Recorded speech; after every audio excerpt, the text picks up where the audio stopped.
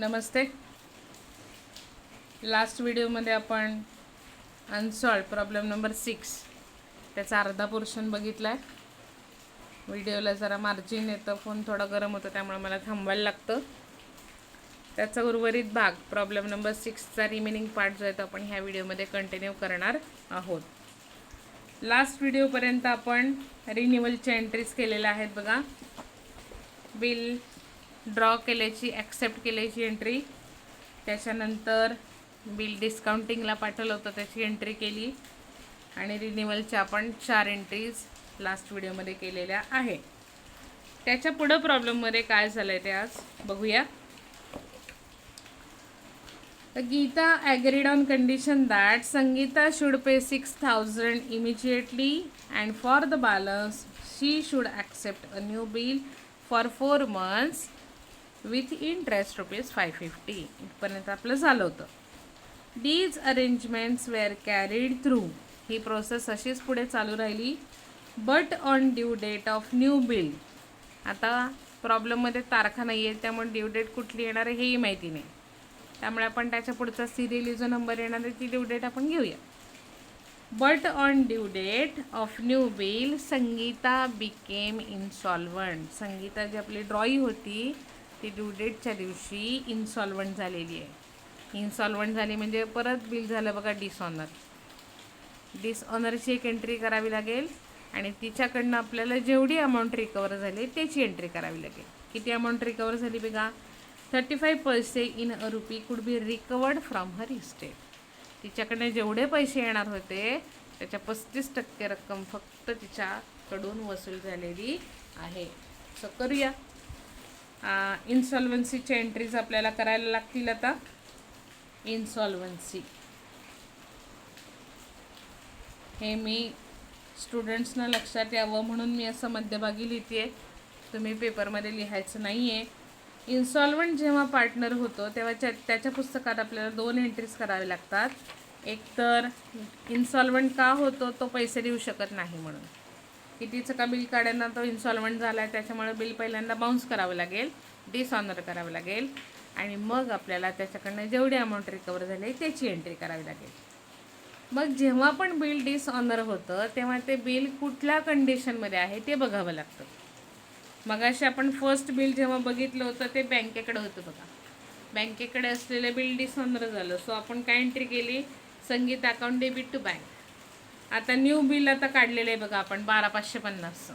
ते कुठं पाठवलं आहे का, बँकेकडं पाठवलं आहे का, कलेक्शनकडं पाठवलं आहे का, डिस्काउंटिंगला पाठवलं आहे का, एंडॉर्स केलं आहे, काहीच म्हणलेलं नाही आहे. म्हणजे बिल कुठं असणार आहे, हातामध्ये असणार आहे. बिल असणार आहे retained. So retained bill dishonoured. आपल्याला कुठली एंट्री करावी लागेल यापैकी, cancellation of old bill, drawee account debit to bills receivable, आणि ड्रॉवरच्या बुकमध्ये बिल्स पेएबल टू ड्रॉवर. ही एंट्री करून मग आपल्याला ही लास्ट एंट्री करावी लागेल. चला बघा, 7वी entry, cancellation of old bill. Drawee कोण आहेत आपल्या, Sangeeta. Sangeeta account debit,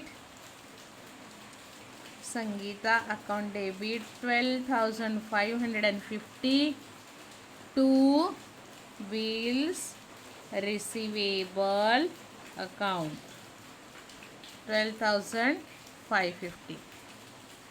being retained bill dishonored. Narration येणार, being retained bill dishonored. आले लक्षात. आणि तीच एंट्री ड्रॉईच्या बुकमध्ये बिल्स पेएबल टू ड्रॉवर. इन्सॉल्वन्सीची entry, bills payable account debit 12,550 to drawer. Drawer कोण आहे आपली, गीता. अकाउंट 12,550. इकडं पण same narration, being retained bill dishonored. आले लक्षात. जेव्हा पण पार्टनर इन्सॉल्वंट होतो तेव्हा बिलाचे पैसे मिळण्याची शक्यताच संपते. म्हणून आपल्याला ज्या कंडिशनमध्ये आहे बिल त्याच्यासाठी फर्स्ट बिल कॅन्सल करावं लागतं. जे काही बिल आहे आपल्या हातात ते कॅन्सल करावं लागतं आणि मग आपल्याला त्याची जी काही अमाऊंट रिकवर झाली आहे त्याच्याकडनं त्याची एंट्री करावी लागते. म्हणजे आता आपल्याला सेकंड एंट्री कुठली करायला लागेल? Receiving final dividend and bad debts write off. So ड्रॉवरच्या बुकमध्ये cash account debit, bad debts account debit to drawer, आणि ड्रॉईच्या बुकमध्ये drawer account debit cash to deficiency. आधी एंट्री लिहूया, मग मी तुम्हाला अमाऊंट कशी काढायची ते सांग. ड्रॉवरच्या बुकमध्ये cash or bank account debit, cash or bank account debit, bad debts account debit to drawee. Drawee कोण आहे? संगीता. संगीता अकाउंट. आणि यांच्या बुकमध्ये रिव्हर्स एंट्री येणार आहे बघा. Drawer Geeta account debit to cash or bank to deficiency. Deficiency म्हणजे कमतरता, की ती she is unable to pay, ती देऊच शकत नाही आहे पैसे, म्हणून तिच्या बुकमध्ये डेफिशियन्सी येणार आहे. आणि यांच्या बुकमध्ये बॅड डेट्स येणार आहेत, कारण त्यांना पैसे मिळणार होते पण ते आता कुठल्याही कॉस्टवर मिळणार नाहीत. आता अमाऊंट कशी काढायची आहे बघा. किती पैसे रिकवर झाले ते दिले त्यांनी. But on due date of new bill Sangeeta became insolvent and 35 paise in a rupee could be recovered from her estate. एकूण जेवढे पैसे मिळणार होते त्याच्या फक्त किती पैसे रिकवर झाले तिच्याकडनं? 35 पैसे. म्हणजे जर मला 100 रुपये मिळणार होते तर त्यातले फक्त 35च रुपये मला मिळालेत. आता ह्याचं कॅल्क्युलेशन कसं करायचं? तिच्याकडनं किती अमाऊंट ड्यू आहे मला सांगा? 12,550. 12,550च्या 35% रक्कम काढायची. हे सोपं आहे. 7 5 5 7 35, 5 दुणे 10, 0, हा एक 0 गेला, हा एक 0 गेला. 1255 गुणिले 7, 1255 गुणिले 7, 7 5 35, 5 7 3, 7 5 35, 36 37 38, 38 8 3, 7 2 14, 15 16 17, 17 7 7 1, 7 आणि 1 8. याचा आणि याचा गुणाकार केला 8,785. आता ह्याला भागायचं 2ने. 8,785 भागिले 2, बे चोक 8, 0, बे त्रिक 6, 92, 18, 0 0, बे दुणे 4, पॉईंट घेतला वर, बे पंचे 10. म्हणजे आपलं उत्तर किती आलं? 4,392.5. हे राऊंडअप करून आपण घेणार आहोत 4,393. आलं लक्षात? त्या व्यक्तीकडून 12,550च्या 35% रक्कम कव्हर झाली. म्हणजे तिच्याकडनं फक्त आपल्याला 4,393 रुपये एवढेच मिळालेले आहेत. मग किती मिळाले नाहीत ते कसं काढायचं? 12,550 त्यातून 4,393 मिळाले. मग याच्यातून हे मायनस केल्यानंतर आपल्याला रिमेनिंग अमाऊंट मिळून जाईल.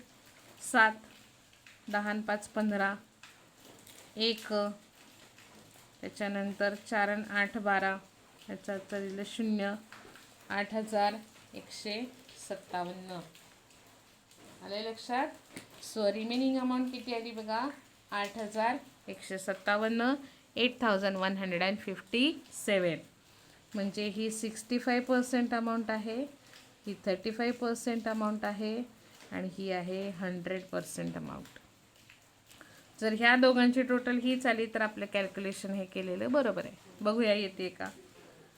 4,393, 8,157, 7 आणि 3 10 0 हात चाला 1, 9 आणि 1 10 5 15 5 हात चाला 1, 3 आणि 1 4 आणि 1 5, 8 आणि 4 12. म्हणजे आपले दोन्ही अमाऊंट्स बरोबर आहेत. 35% अमाऊंट म्हणजे 4,393 आणि 65% म्हणजे 8,157. आता मांडायचं कसं बघा. कॅश किती रिकवर झालेली आहे? 4,393 सॉरी 4,393 ही 35% अमाऊंट रिकवर झाली. किती अमाऊंट रिकवर झाली नाही तर 65%, 8,157. जे पैसे तिला मिळायला पाहिजे होते, सॉरी 8,157, हे पैसे तिला मिळायला पाहिजे होते पण मिळणार नाही आहेत. So that is bad debts for her.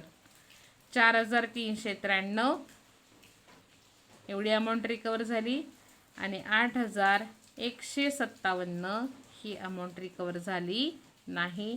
Total बिलाची अमाऊंट संगीताच्या अकाउंटला जाणार आहे 12,550. आलं लक्षात? तीच अमाऊंट आपण इकडे लिहिणार आहोत बघा. गीता अकाउंट डेबिट 12,550, कॅश और बँक अकाउंट डेबिट 4,393 आणि डेफिसियन्सी आहे तिची 8,157. नॅरेशन जी तुमच्या इन्सॉल्वन्सीच्या कॉलममध्ये दिलेली आहे तीच लिहायची आहे. Being partner became insolvent and certain amount could be recovered असं लिहिलं तरी चालतं. जेवढी शॉर्टमध्ये लिहिता येईल तेवढी लिहा. इथे बघूया आपण काय लिहिलं आहे. Being final dividend and bad debts written off. So इथं आपण तेच लिहूयात जे चुकणार नाही. Being final dividend received and bad debts written off.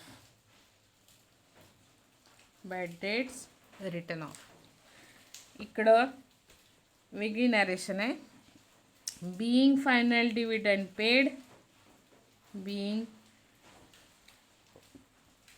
final dividend paid and balance credited to deficiency account, and balance credited to deficiency account. आलं लक्षात? अशा पद्धतीने आजचा प्रॉब्लेम आपण सॉर्ट आउट केलेला आहे. फक्त प्रॉब्लेमची जी टोटल आहे खाली ती टोटल फक्त घ्या, कारण मला पुढे तुम्हाला लेजर पण दाखवायचं आहे. होप्स तुम्ही ते कराल. टोटलपर्यंतचं काम पूर्ण करायचं. मला थोडंसं व्हिडिओला मार्जिन असल्यामुळे मी आता त्याच्यात डोकं घालत नाही, तर ते काम तुम्ही कराल असं मला वाटतं. पण टोटलपर्यंत आल्याशिवाय आपला प्रॉब्लेम पूर्ण होत नाही हे लक्षात घ्या. ते काम मी तुमच्यासाठी ठेवलं आहे. तेवढंच प्रॉब्लेममध्ये नाही आहे तर आज लेजर पण प्रिपेअर करायचं आहे बघा. लेजर आपण गेल्या वर्षी 11वीत शिकलेलो आहोत असं मला तरी वाटतं. बघा, give journal entries in the books of Sangeeta आपण हे केलं. Prepare Sangeeta's account. Sangeeta's account म्हणजे संगीताचं लेजर करायचं आहे in the books of Geeta. म्हणून आपण गीताच्या बुकमधल्या पण एंट्रीज केल्या बघा. आलं का लक्षात? कारण Geeta give journal entries in the books of Sangeeta तुम्हाला आजच्या प्रॉब्लेममध्ये हे विचारलेलं होतं. पण लेजर कोणाचं सांगितलं आहे? संगीताचंच सांगितलं आहे. मग संगीताचं नाव कोणाच्या बुकमध्ये येणार आहे? तर गीताच्या. म्हणजे हे जरी सांगितलेलं नसलं तरी केवळ लेजरसाठी आपल्याला हे प्रिपेअर करणं भाग आहे. असं जर पेपरला आलं तर तुम्हाला मार्क ह्याचेच मिळणार आहेत. हे तुम्ही किती भारी करा ह्याचे मार्क मिळणार नाहीत. आलं लक्षात? असं जर का समजा म्हणलं असतं give journal entries in the books of Geeta and prepare Geeta's ledger in the books of Sangeeta, तर मग एवढं केलं असतं तरी चाललं असतं. पण हे पण करा आणि यांचं लेजर प्रिपेअर करा. मग यांचं लेजर प्रिपेअर करायचं म्हणजे त्यांचं नाव जिथं आलं आहे त्यांच्या एंट्रीज करावंच लागते. लेजर आपण गेल्या वर्षी शिकलो आहे in the books of Geeta. गीताच्या पुस्तकामध्ये संगीताचं लेजर करायचं आहे. Sangeeta's ledger account.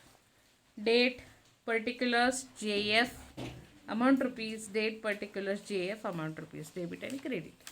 पोस्टिंग करूया. बघा, ज्या ठिकाणी संगीताचं नाव आलेलं आहे त्या सगळ्यांचा रेकॉर्ड लेजरला येणार. आज तारखा नाही आहेत, सो आपण तारखा मेन्शन करायच्या नाहीत, डायरेक्ट आपण पोस्टिंग करायचं. फर्स्ट एंट्री बघा, bills receivable account debit to Sangeeta. Ledger posting करताना संगीताला काय आहे, क्रेडिट आहे. मग पोस्टिंग करताना संगीताच्या क्रेडिटला जाणार आहे. काय लिहायचं, ज्याला डेबिट दिलं आहे ते. By bills receivable account, amount आहे 18,000. हे गेल्या वर्षी आपण केलेलं आहे की संगीताला क्रेडिट आहे म्हणून संगीताच्या क्रेडिटला बाय बिल्स रिसिवेबल 18,000. दुसऱ्या एंट्रीमध्ये संगीताचं नाव आहे का, तर नाही आहे. तिसऱ्या एंट्रीमध्ये आहे का, आहे बघा, Sangeeta account debit to bank. संगीताला काय एंट्रीमध्ये डेबिट आहे. सो आता पोस्टिंग कुठं करणार आपण, संगीताच्या डेबिटला टू बँक अकाउंट. इथे लिहिणार बघा, टू बँक अकाउंट, अमाऊंट 18,000. आलं लक्षात, ज्याला क्रेडिट दिलेलं आहे ते लिहायचं. चौथ्या एंट्रीमध्ये आहे का बघा, cash account debit to Sangeeta.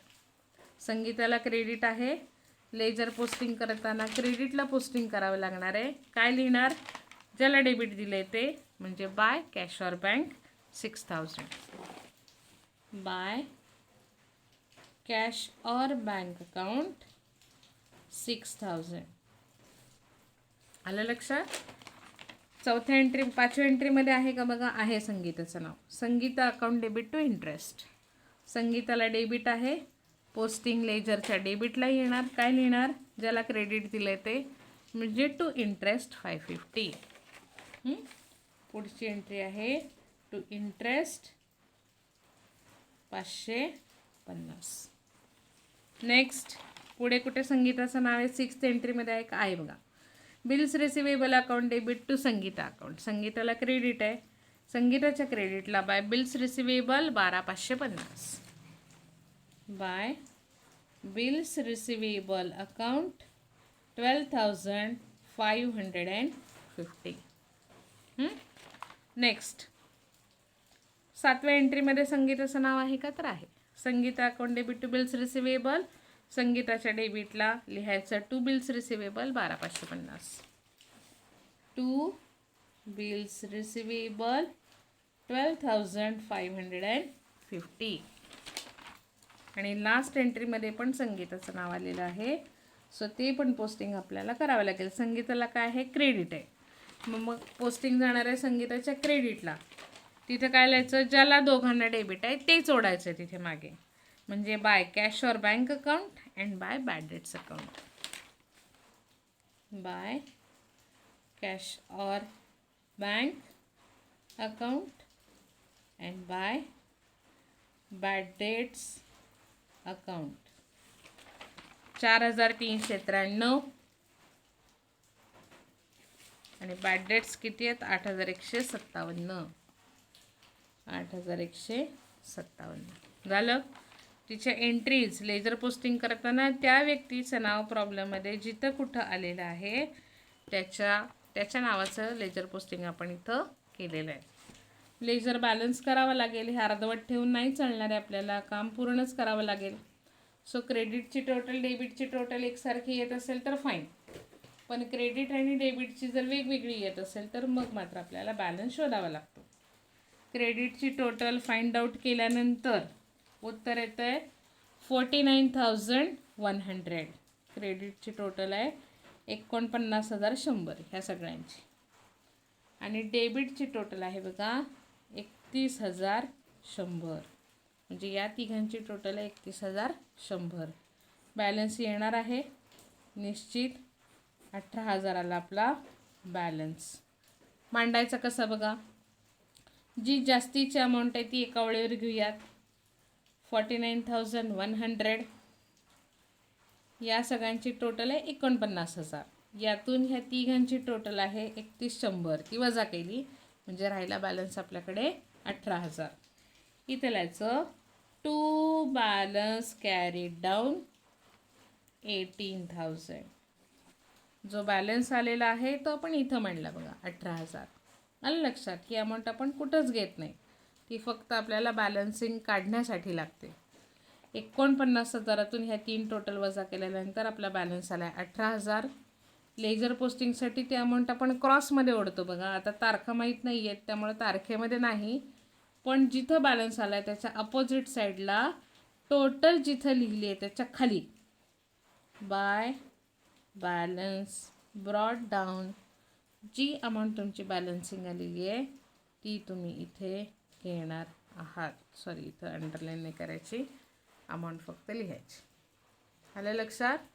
या प्रॉब्लेमचं लेजर पोस्टिंग देखील मी दाखवलेलं आहे. असं परीक्षेला पण येऊ शकतं.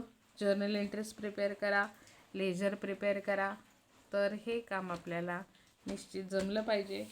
सरावानीच कोणत्याही गोष्टी येत असतात मुलींनो. जरा थोडं किचकट भाग आहे असं म्हणायला हरकत नाही, किंवा समजायला थोडासा वेळ घेणारा भाग आहे असं म्हणायला हरकत नाही, पण केल्याने होत आहे रे, आधी केलेची पाहिजे असं कोणीतरी म्हणून ठेवलेलं आहे. प्रयत्न करा, निश्चित एक दिवस तुम्हाला बिल ऑफ एक्सचेंज जमेल. 10 पैकी 10 मार्कसुद्धा मुलींना बिल ऑफ एक्सचेंजमध्ये मिळत होते. त्या लेवलचा अटेम्प्ट त्या मुलींनी केलेला होता. तर करा, जरूर प्रयत्न करा, निश्चित तुम्हाला त्याचं आउटपुट दिसेल. काही कळलं नसेल तर विचारा. धन्यवाद.